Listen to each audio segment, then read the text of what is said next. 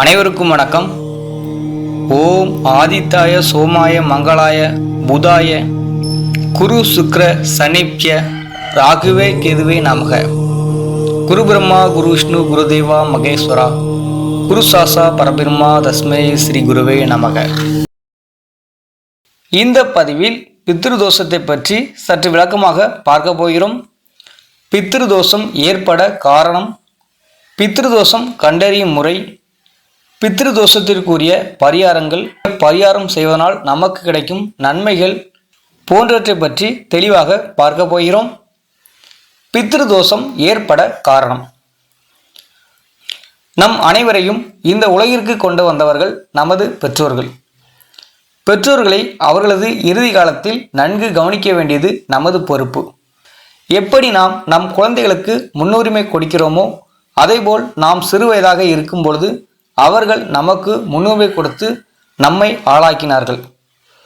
நம் குழந்தைகள் நம்முடைய இறுதி காலத்தில் நம்மை பார்க்காவிட்டால் நமக்கு எவ்வளவு மன வருத்தம் ஏற்படுமோ அதேபோல் ஒவ்வொருவரும் அவர்களது தாய் தந்தையை இறுதி காலம் வரை நன்கு கவனித்தல் வேண்டும். பெற்றோர்களை இறுதி காலத்தில் கவனிக்காமல் கைவிடுவது பித்ருதோஷமாகும். பொதுவாக நம் குடும்பத்தில் வாழ்ந்து மறைந்த முன்னோர்கள் பித்ருக்கள் ஆவார்கள். அவர்களின் ஆத்மா சாந்தியடையாமல் வருகிற தோஷம் பித்ருதோஷமாகும். பொதுவாக பெற்றோர்கள் இருக்கும்பொழுது நன்கு கவனிக்க வேண்டும். அப்படி இல்லை, தவறு செய்துவிட்டோம் என்று நினைப்பவர்கள், பெற்றோர்கள் இல்லை என்றால் அவர்களுக்கு திதி கொடுப்பது நல்லது. பித்ருதோஷத்தை கண்டறியும் முறைகள் பற்றி பார்ப்போம். ஜாதகத்தில் சூரியன் அல்லது சந்திரனுடன் ராகு கேதுக்கள் எந்த இடத்தில் சேர்ந்திருந்தாலும் பித்ருதோஷமாகும். பித்ருதோஷத்தால் ஏற்படும் தீய விளைவுகள். திருமணத்தில் தாமதம் ஏற்படலாம். ஒரு சிலருக்கு திருமணம் நடக்காமல் போவதற்கும் வாய்ப்புள்ளது.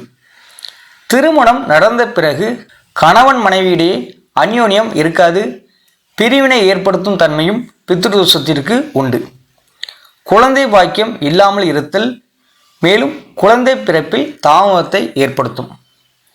ஒரு சிலருக்கு கடுமையான உடல் உபாதை, மனநோய் ஏற்படவும் வாய்ப்புள்ளது.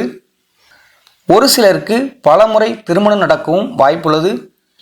பித்ருதோஷம் உள்ள குடும்பத்தில் கலப்பு திருமணம், இரகசிய திருமணம் நடக்கவும் வாய்ப்புள்ளது. பித்ருதோஷத்திற்கு கடவுள் நமக்கு தரும் வரங்களை தடுத்து நிறுத்தும் சக்தியும் உண்டு. பொதுவாக பித்ருதோஷம் திருமணம் மற்றும் குழந்தை சார்ந்த இடையூறுகளை அதிகம் ஏற்படுத்தும். பித்ருதோஷத்திற்கான பரிகார முறைகள் பற்றி பார்ப்போம். சிவபெருமானுக்கு அமாவாசை என்று சந்தன அபிஷேகம் செய்யவும்.